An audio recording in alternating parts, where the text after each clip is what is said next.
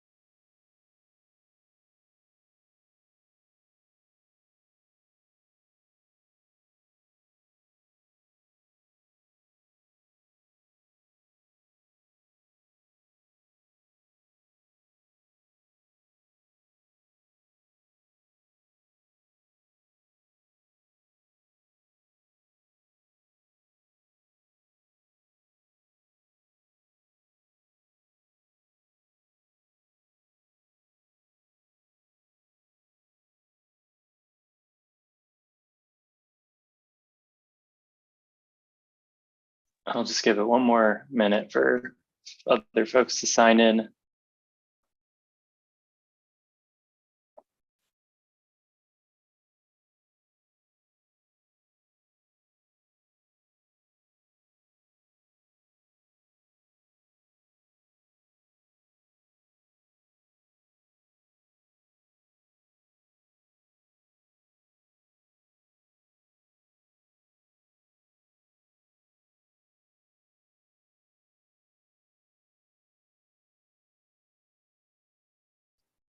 All right, I see that Ali is here as well, so we will go ahead and get started. I now call the October monthly meeting for ANC 1E Transportation and Public Space Committee to order at 7 p.m. on Wednesday, October 4th.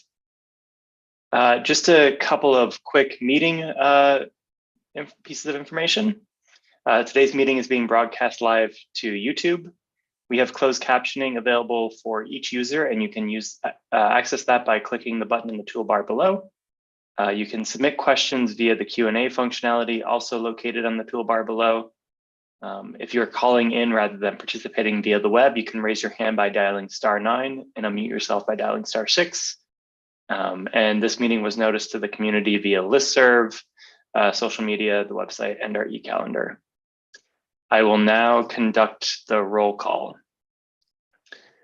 Commissioner Lancaster? Here. Commissioner Jacobson is me, and I'm here. Committee Member Batal? Here. I'm having some camera issues, so apologies if I'm going in and out. It's all good. And just taking a look at the other commissioners, I do not see Commissioner Gallagher, Commissioner Ray, Commissioner Brown, Commissioner Newland, or Commissioner Footer. And I know that committee member Schaaf cannot attend tonight, and I am not sure about committee member Remington. But if anyone in the audience is on the committee and is not signed in under your usual name, please feel free to raise your hand. All right, seeing as no one is raising their hand, I will share my screen and the agenda. So just a quick recap of the agenda. We'll start with the consent agenda, which is just the approval of the September 2023 meeting minutes. We'll have time for community member announcements and presentations, up to 3 minutes per speaker. For official business, we have updates on TPS related resolutions, Howard University's homecoming, Georgia Avenue bus lanes, and then I have a couple of resolutions at the end, one around Georgia Avenue bus lanes and one around DDOT's future leadership. Are there any additions or subtractions to the agenda?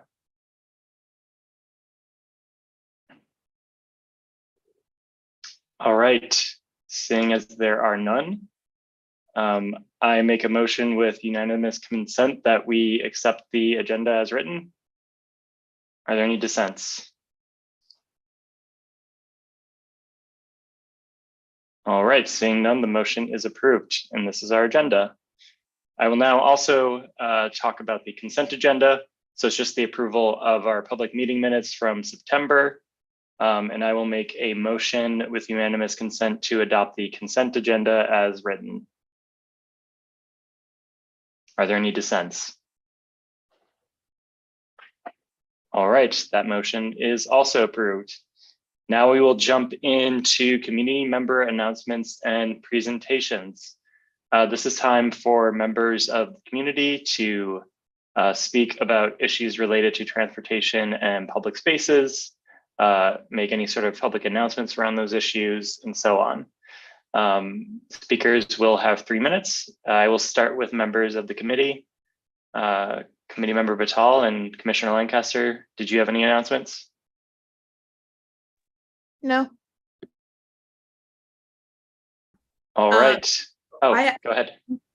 Not an announcement per se, but the flashers have been installed on Sherman and Lamont, I believe is the intersection. And it's really improved accessibility for like the general neighborhood and community. Cars seem to be respecting them more like when people are actually, trying to cross the street. So I want to just thank the committee, for their help and action there. So I just wanted to say that before we started. Thank you. Always glad to see. And then I will just make a quick announcement. We've been working with some neighbors on the 500 to 600 blocks of Columbia Road on traffic calming for that area. There have unfortunately been some challenges with the new TSI process. We're talking through potential petitions and other avenues to get traffic calming in that stretch of Columbia. So if there's anyone here that wants to work on that, please let me know. Do any members of our community have announcements? You can feel free to raise your hand if you do.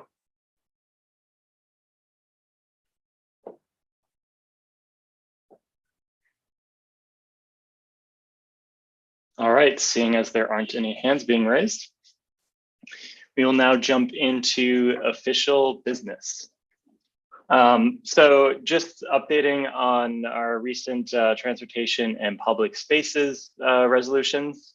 We considered 2 resolutions in September, one around bills to improve safety-focused traffic enforcement, and the other around School Without Walls at Francis Stevens pickup and drop-off zones. I'm happy to announce that both of those passed the ANC unanimously, and I actually gave testimony at today's hearing for those 4 bills that we wrote a resolution for. I think the testimony was well received and gave the council some things to think through. So appreciate everyone who helped with that and for the support. Now we will jump into a presentation on Howard University's homecoming, and that is with Mr. Rivers. Mr. Rivers, do you want to? I'm going to promote you to panelist, so it'll ask you to leave it to rejoin as a panelist.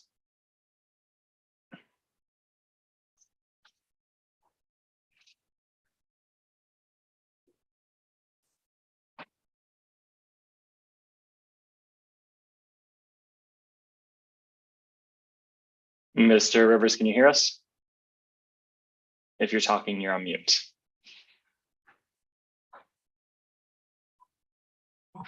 There's my mute. Good day, There we ladies and go. gentlemen. There we are. First of all, let me express my sincere appreciation for the opportunity to join you today, representing Howard University. My name is Andrew Rivers. I serve as the Director of University Events and Protocol, and I'm also the Director of Crampton Auditorium. And part of the portfolio for my office is actually the planning and implementation of the entire week activities for homecoming.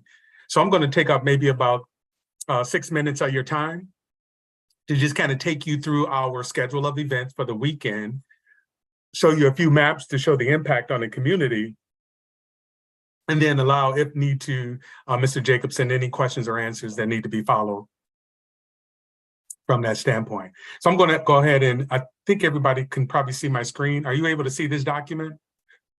Oh, I don't see your screen being shared yet. Okay. You want to try again? You There should we have go. that green button. Okay. Yes, sir. There we go. I see it loading. Excellent. Awesome. So let me start with this Word document. This is actually our schedule of events for the entire week. What I can do, Mr. Jacobson, after this meeting, I can also share all these documents so people can see them in its entirety.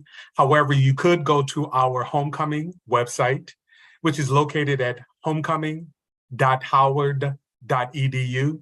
And I will place it on this document and share with you, Mr. Jacobson, so people can actually have a chance to see it as well.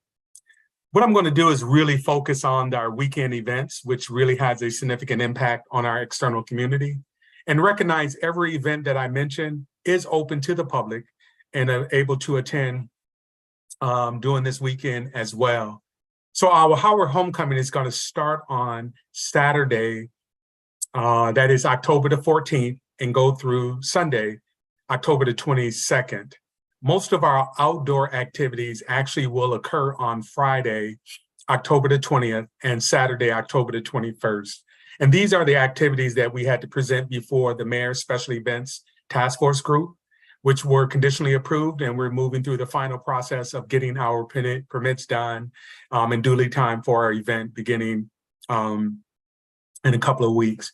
So day one, if you have not heard, is called the Yard Fest.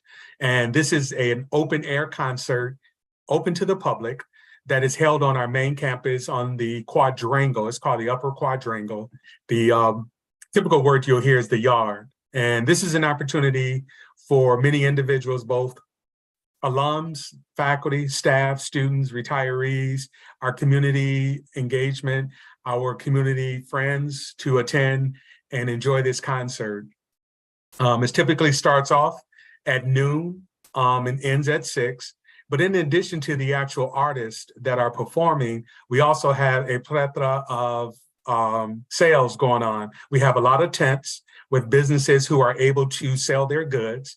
But then we also have quite a few food vendors. So if you're looking for an opportunity to not cook, or you're looking for an opportunity to come by and grab some different type of cuisine, it'll be a wide range of food that's going to be for sale. Please don't hesitate to visit the Art Fest. In terms of our artists, they range from R&B to rap to some go-go. This year, the students picked a certain theme that is associated with a lot of the up-and-coming artists that they like. Some of the artists they have chosen, I'm not familiar with, but once you listen to the songs, I probably wouldn't be surprised some of you probably listen to them as well. But that begins at noon, and we have what we call a 3-phase type of concert. So from noon until about 2 o'clock, we actually have a lot of local artists, student artists, and those individuals who had auditioned to participate to really get a chance to showcase their skills. Then from 2 to 4, we have what we call our B artists that were selected by the students who will perform at that time. And then we have what we call our A artists, which are artists who probably are more common in terms of listening to their genre and probably are more popular from 4 until 6 o'clock when we end on that day. Then later that night, we actually have a step show. If you have never seen this, this is our Divine Nine, is actually the Black fraternities and sororities that are traditional at our HBCUs and at some PWIs as well, predominantly white institutions. But these are Greeks that actually are known for what they call a choreographed, kind of not necessarily, it's called choreographed stepping. And we call it a step show, and it's actually a competition. If you have never seen it before and interested, please let me know. We would love to have you as our guest to attend. We have 9 organizations that are going to be performing. Is a judgmental based on the fact that they will be judged on a certain criteria. And then, of course, there are prizes associated with it as well. When we go into our Saturday events, we're starting to look at what we call the alumni tailgate. This is our huge tailgate event that's held on Howard Center parking lot. And so this year, We will still be starting at 10 o'clock, but this year we actually going to close a little bit earlier at 4. Why is that? We're focusing on the fact that our football game actually is going to be broadcast. So instead of starting at 1 o'clock, it's actually going to start at noon. So what we've done is adjusted our tailgate to associate with the time that the game is over is usually when the time that 1 hour after the game, we actually close the tailgate. So the game is usually over by 3. And so our tailgate now is going to be closing at 4 o'clock. And so we're preparing for that to begin at 10. Then we, of course, have our community parade that we actually have each year.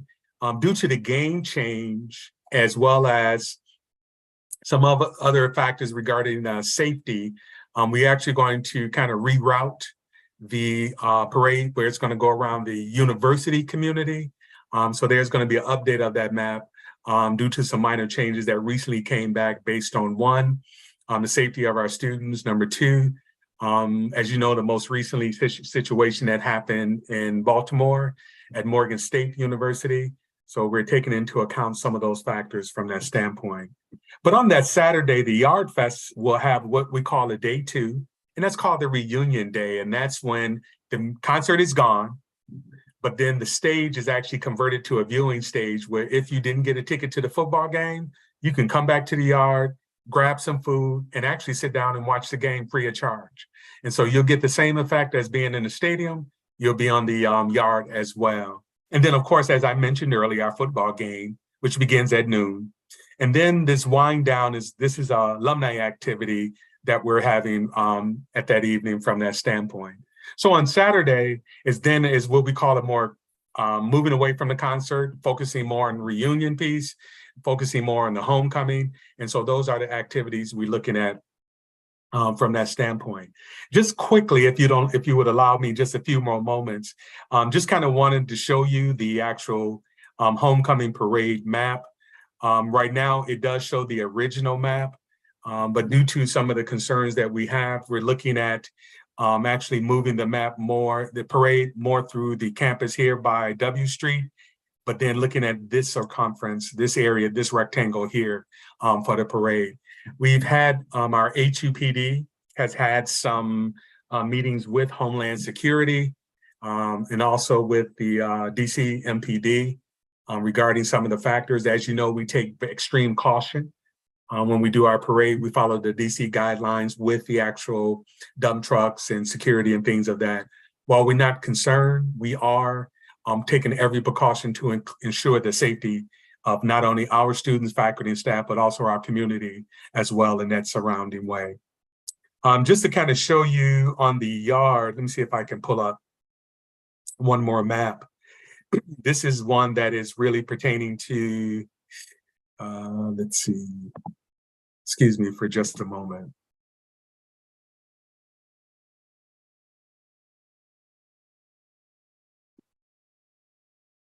I kind of thought I had them queued up for you.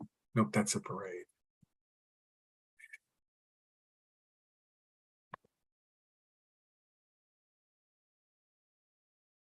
Again, thank you for your patience. This map here really shows you how the yard is going to be kind of defined specifically for the actual tailgate in the football field. So I'm going to just highlight it a little bit bigger to kind of give you an idea of here. This is where the football game is going to be located.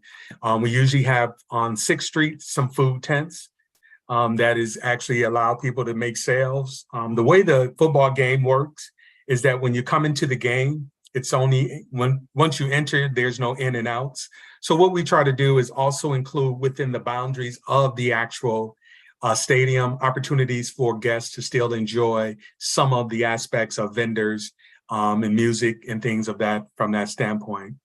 But when I spoke about the yard in terms of its capacity and usage, this is what I want to kind of just highlight a little bit. This is the yard and the layout that's going to happen. We're going to have our huge performance stage in this location here. And then this is where we're going to have about a good 52 vendors who are going to be selling goods. Mostly the vendors in this area are non-food vendors. Why is that? Because of certain university guidelines from the fire marshal and events guidelines, we have to separate the food vendors such that they have a certain spacing between them because of not only the selling of food, but in terms of their cooking and maintaining the appropriate safety protocols in place. At the top of our, kind of like in this area here, where you see the little green squares, that's actually where the food vendors will be located and situated in that standpoint. So it gives it not only the open space, but then also allow individuals areas where they can kind of sit on the grass or benches to actually enjoy their meals as well. As I mentioned on Saturday, the big stage, of course, is going to be used for the performance, but that same stage has the capacity of video projection that's actually going to be housing for the football game on Saturday as well. After all this has concluded, we'll be moving to actually the move out will begin on Saturday, but it'll be interesting to see if you come to campus, come and check us out, because one of the things that's always fascinating is when you actually get a chance to see it, and then all of a sudden on Sunday morning, it looks like nothing ever happened on our campus, the way we make sure we bring everything back to normal. So I'm going to actually stop sharing from this standpoint, and then just allow if there's any questions, comments, or any concerns that you have, I'm here to address them fully. Awesome. Thank you so much for your time, Of Mr. course, you're Rivers, welcome. and the presentation. Always excited for Howard's Homecoming. There's a bunch of songs that talk about Howard's Homecoming. So Yes. I guess really quick, I assume that you have some materials or something where you recommend folks aren't trying to drive to campus during some of this, because I always remember like how hectic it gets on Georgia. It and does. Yes. Trying to Yes. find parking for folks is probably going to be very difficult. So there's a couple of things, Josh, that we're going to be doing is one, we're going to be listing or putting a detailed kind of a document on our website. It's going to kind of speak to before you arrive, while you're here, and then while you're gone. Once you leave from that standpoint, yes, parking is going to be horrendous around that area. Let's be realistic. I'm going to tell you up front, I'm not going to tell you anything indifferent. The interesting thing is we have a lot of foot traffic. And so because of the foot traffic and because of the way the streets are designed, one of the things we are doing is working with MPD to help us manage the actual passing of guests on the streets, and then also moving the traffic up on campus as well. One of the things we're highly recommending is that on Friday, while the buses and all that will still be able to flow through Georgia Avenue, because it won't be blocked off, we highly recommend using public transportation, especially if you are within a certain distance. If you are within close proximity, of course, walk. I think that would be a great way to actually attend the events. Not only our University Police Department and MPD, we also are securing some external security resources that we use for our events that will be highly visible and available to assist our guests as they move and transverse across our campus. But I think the public trans works really well. Give an example, if our closest metro stop is the Howard Shaw Metro. We are roughly about I would honestly say it's like 3 city blocks from all this activity. So you can always catch that as well. One of the things is that we're offering guests, if you're coming to campus for the actual activities, as you know, that is one of our stops for our shuttle service. And so we're going to be allowing guests, if they're indicating that they're coming to Howard's Homecoming, to actually take the bus there as well. The only thing is the bus will stop only on Georgia Avenue. It won't come up the hill due to the amount of traffic. So we have 2 stops. The bus will locate at Howard Place and Georgia Avenue, and then also at Fairmont Street and Georgia Avenue. Those are 2 of the main places for drop off. We know that usually during the day, ladies and gentlemen, most of the traffic will be moving pretty good on Friday up until about 4:30, 5 o'clock. With the actual concert ending at 6, that's when you're going to see a significant amount of traffic, meaning that really it's foot traffic that's going to be navigating off campus. And we would say probably about 8 o'clock, you'll start seeing a very significant decrease in amount of traffic, because now most of the guests are gone. When you look at on Saturday, because we're concluding the tailgate, which is on our Howard Center parking lot by 4, But then the Yard Fest on second day is going to be concluding by 6. So you'll see what they consider a significant amount of traffic, probably in the same pattern by 8 o'clock. It should ease. But to answer your question, Josh, definitely I would suggest if you're within walking distance, definitely walk. If you need to really interested in driving and you need to park, we have a tendency to recommend try to find a space about 2 to 3 blocks away from the campus. You'll find it very easy in terms of the departure and in terms of arriving as well. One of the most significant locations, this is the secret that most people don't realize, at the homecoming between over near College Hall South, for some reason, a lot of people don't park over there. And so what we tend to find out is that they'll park there and then walk over. So that's a little secret location just in case those who want to drive from that standpoint. Additional Awesome, questions? thank you. Yes. Yeah, and anyone else on the committee that have questions or any members of the community?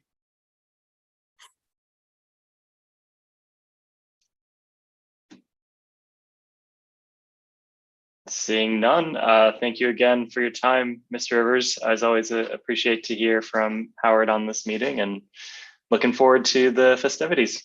And again, as I indicated before, we'll send you a schedule of the events. But what we also do is share our website. So many of you can actually go directly to the website, look through the events that you may want to attend, and being able to know the exact start times from that standpoint.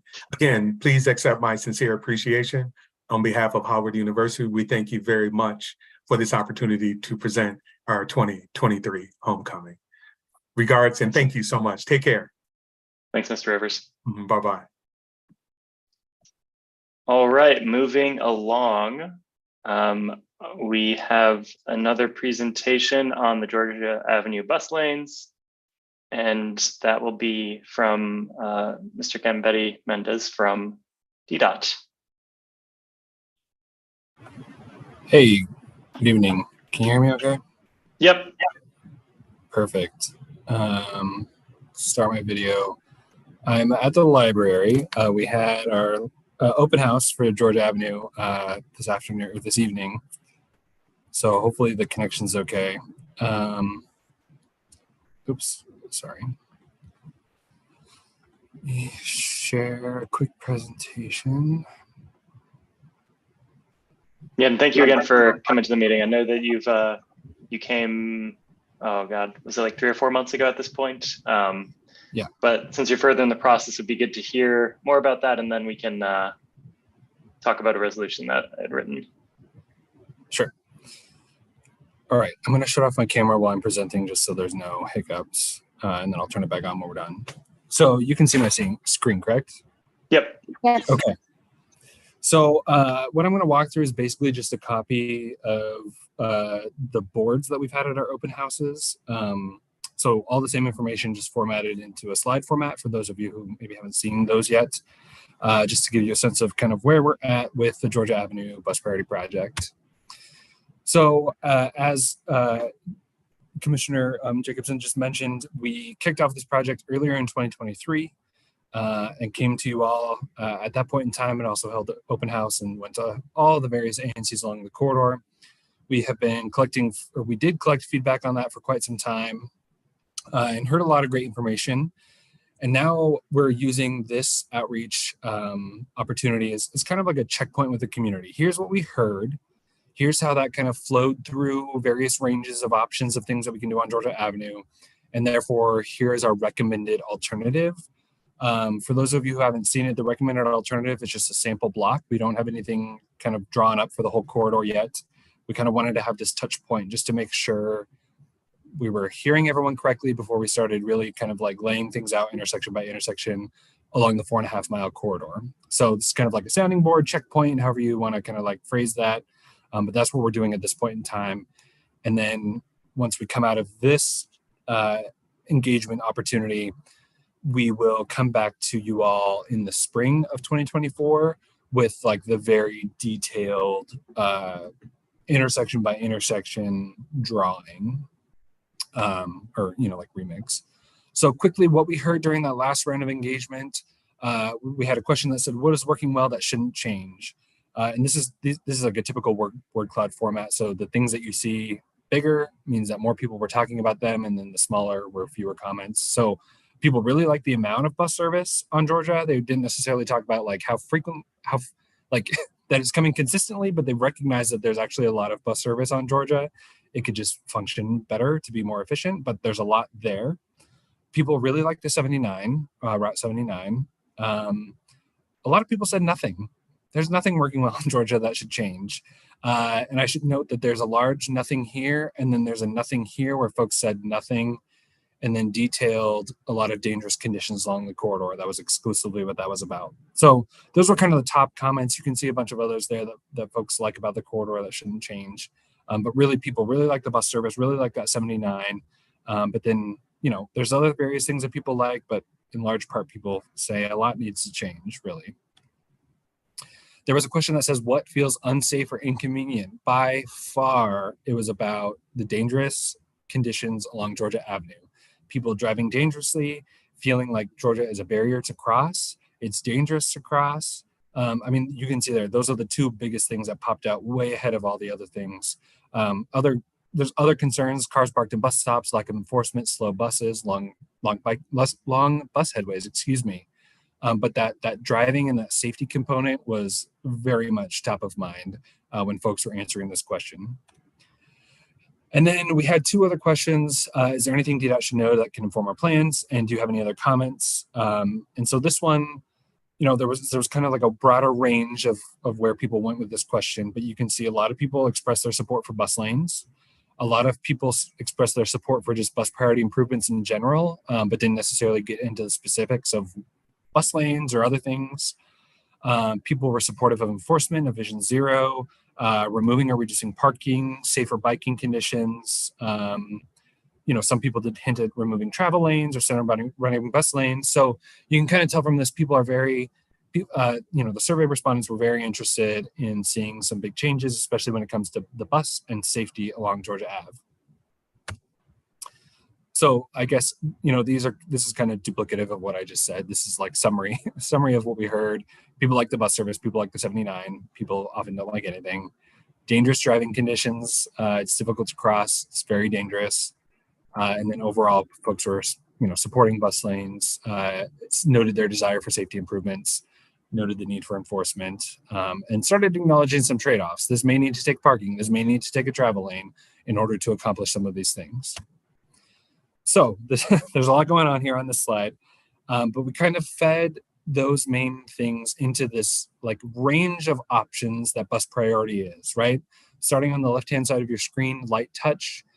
This is kind of like adding some bus boarding platforms, doing some rebalancing, working with the signals, but not doing bus lanes, and then working your way right. It's kind of like more intensive investments all the way to center running bus lanes on the far right. So this is kind of the range of options, and we looked at, as you can see on the left-hand side, how the safety Vision Zero would be met as part of the implementation of that specific treatment, how bus priority would be met, and then just kind of like a quick summary. Since again, what we heard from people was they cared about the bus moving faster and they cared about safety along the corridor. And so I won't kind of read all of this, but you can see like light touch it doesn't have the bus lanes. It doesn't give the bus the priority that it needs along this corridor. This is the busiest bus corridor in the city. We see significant delays, needs a little bit more than a light touch. In terms of curbside lanes, the installation of those would not allow for some of the more robust like safety Vision Zero improvements like curb extensions and bulb outs. It would also create just like a wider cross section at some points, right? You'd have like 3 lanes of active traffic to worry about.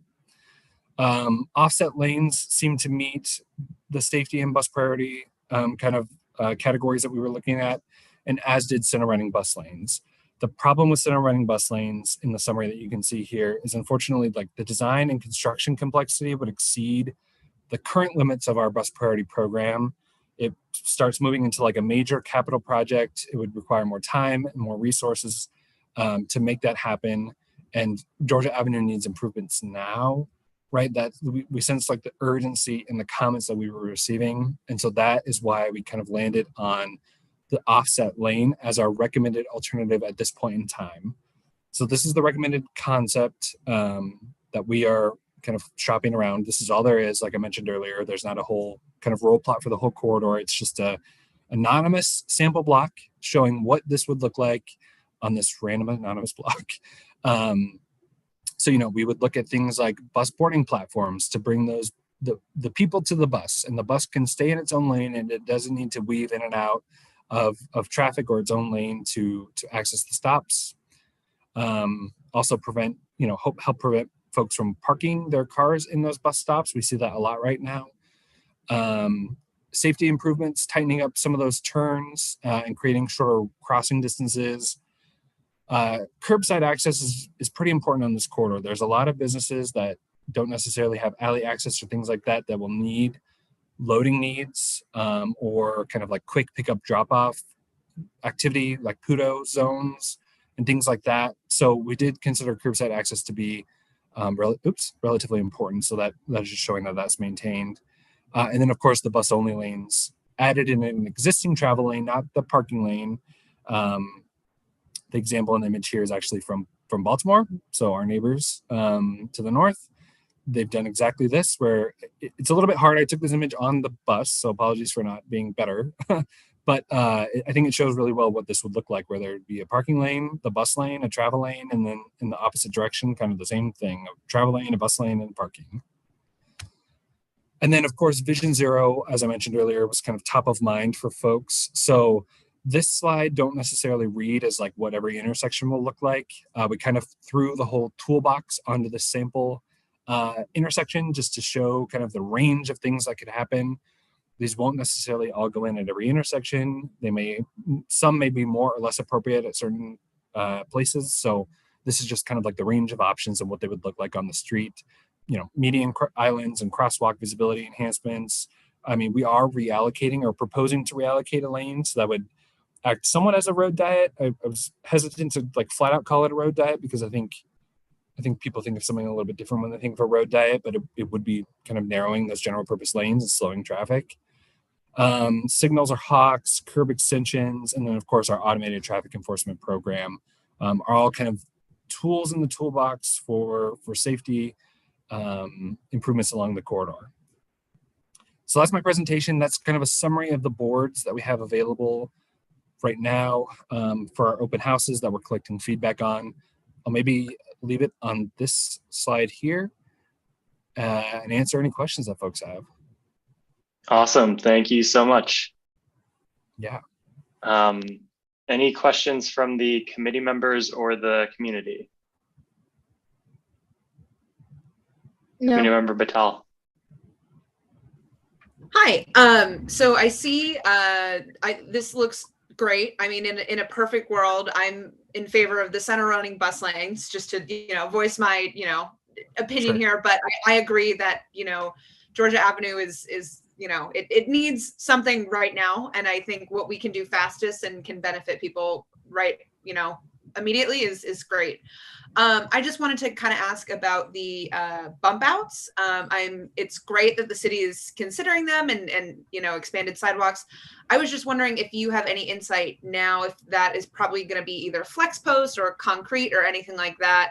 I feel like there's a lot of issue with the flex post bump outs that I do see around the city. They're like cars just run over them basically, and don't really take them seriously as areas for slowing turns or not idling in. So just wondering how the city feels about the best way to approach that.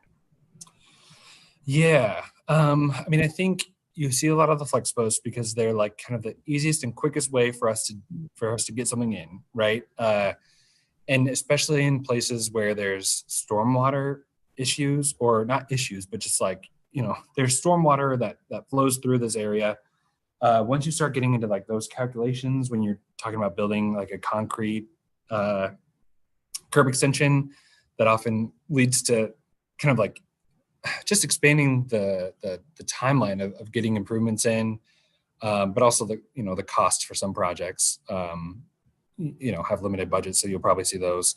So that's why you see those more often than concrete, is because they're really meant to be temporary, quick installations to do something now, with the intent of them going permanent at some point in time, once we're able to like work through all those calculations and figure out where the stormwater is going or how it will flow, or whatever the engineers do with that regard. I'm not a stormwater engineer, but I know there's like some interesting stuff that goes into that.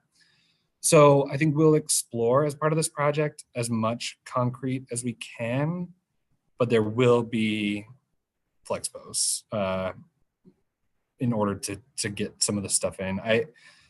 I personally would like to explore something a little more robust than these flex posts that bend over. I don't know how successful I'll be, to be perfectly honest with you, but I would like to explore that and at least have an understanding of like why we don't use something a little more like sturdy and like bollards or something like that.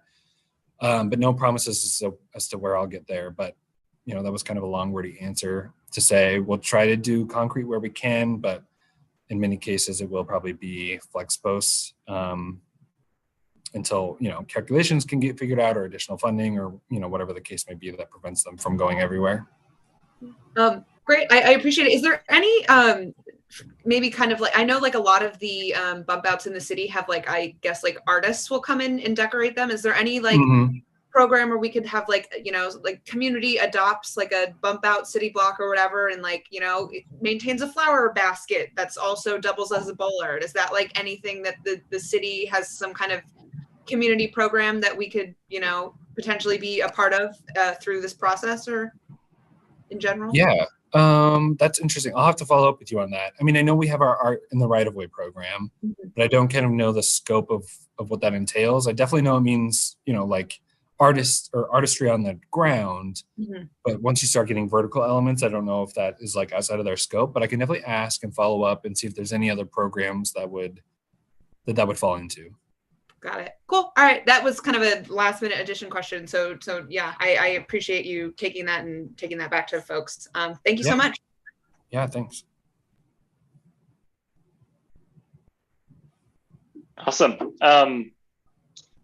And any members of the community that have questions?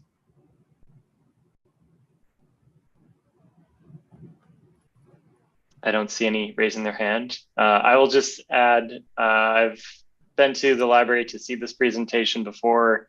Really love the work that DDOT is doing to make Georgia Avenue better for buses. So excited to see where this ends up. Forgot I had another slide with the timeline, sorry. Oh, perfect. And I was just going to ask, when are comments due for this round? Yes. Is it November? November 5th. November 5th. Okay, cool. Yep.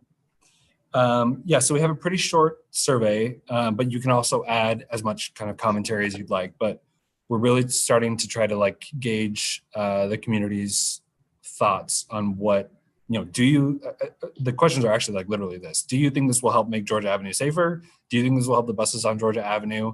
And, in order to do this, we will need to take a lane of traffic, and that will have implications, and just gauging folks' level of support or not support for that. And then kind of an open dialogue box where you can tell us whatever you want to tell us. I think what we're really interested in all your comments, but I think what's really helpful too is knowing like particular intersections that you experience every day and issues or problematic things with those particular intersections, so we can start getting an understanding. It's such a long corridor, right? And we try to be out there as much as we can, but we can't be along the whole 4.5 mile stretch at a time. So we're really trying to rely on folks' comments to help us understand like particular issues that we may miss, but that you see every day because you're there and you live there and you cross the street there, you work there, or whatever the case may be. So really looking for a lot of that feedback in addition to whatever else you would like to tell us, of course. Awesome, thank you. And can you send these presentations to me? Sure. Or this presentation, I suppose, because it's just one. Yeah. Cool. I think that is it from you. And then I'm just going to quickly jump into a resolution to approve what you just presented. You're welcome to stick around for that or drop off. Really depends on what you want to do. Okay. Thanks for having me. Yeah, thanks again. Really appreciate your time. Yeah.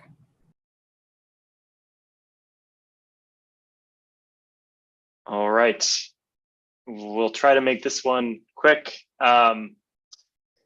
So at a high level with this resolution, my goal is to state that we support, given all the implications of trying to do center running at this point, we support the offset lanes, calling out just a bunch of facts about bus ridership. So bus riders in DC are disproportionately lower income and persons of color.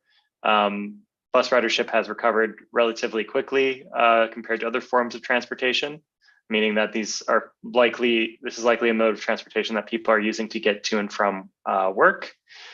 The bus lanes help reduce delays due to traffic congestion and will help speed up buses along the Georgia Avenue corridor. Camera enforcement has been shown to help deter blocking of bus lanes and reduce travel delays, which is great, and reduce traffic crashes. And then really what we're calling out in here, besides that the one thing that I didn't mention just now is that the camera fines for blocking a bus lane have been delayed indefinitely, and it's not clear what exactly the delay is.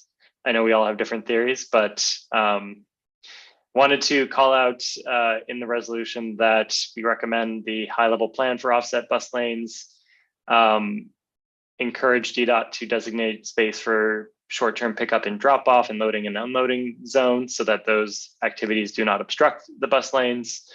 Encourage raised crosswalks along the corridor where it makes sense to enhance traffic safety for folks that are turning right off of Georgia onto our pedestrian or onto our more local roads, and then urging DDOT to fully implement the Clear Lanes program. Any questions or comments on the resolution from members of the committee or the community?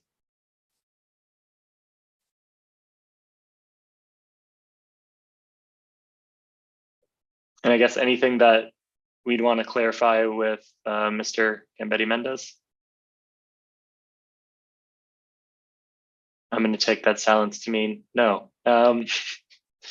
So I will make a motion to approve the resolution as written and send to the full ANC for their consideration at our meeting later this month. Are there any objections? And sorry, I approve with unanimous. I make a motion with unanimous consent. Hearing none, the motion is, or the resolution is adopted and approved without any dissent. Thank you again, Zach, for all your help and for joining again. Really appreciate you joining late at night. No worries, thanks.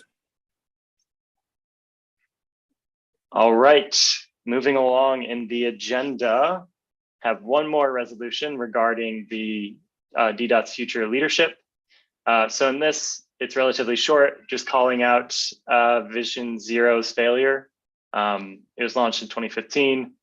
We're supposed to be at 0 fatalities by 2024. It is 2023, and we are on track to have the highest number of fatalities on our streets since Vision Zero was announced. So I wanted to call out that DDOT deserves the best candidate to lead the agency and ask Mayor Bowser to conduct a nationwide search for the next director. Calling out that any nominee for the position needs to have experience in Vision Zero and a serious commitment to reduce deaths on our roadways. And then asking the council to disapprove any nominee that does not have a demonstrated commitment to reducing roadway deaths, and also asking the council to hold an up or down vote on any nominee because this did not happen with former Director Lott. Any questions or comments on this resolution? We can also workshop it after the meeting too if folks haven't had a chance to think too much more about what they might want to see added.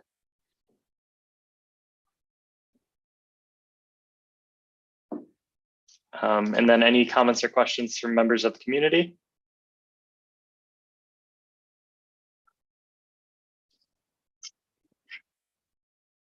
Hearing none, I will make a motion with unanimous consent that we approve this resolution as written to be taken up by the full ANC at the ANC's next meeting. I think you all lost me there for a second. I think Siri decided to take over. Can you hear me now? Perfect. I will make a motion that we approve the resolution as written, a motion with unanimous consent to approve the resolution as written, have it taken up at the next ANC 1E meeting. Is there any dissent? All right, the resolution is approved. That leads us to the end of our official business. Is there anything else that folks wanted to consider tonight that we did not discuss?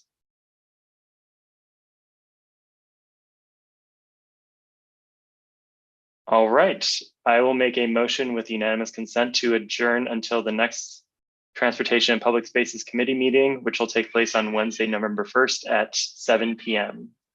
And I make that motion with unanimous consent. Is there any dissent to adjourning?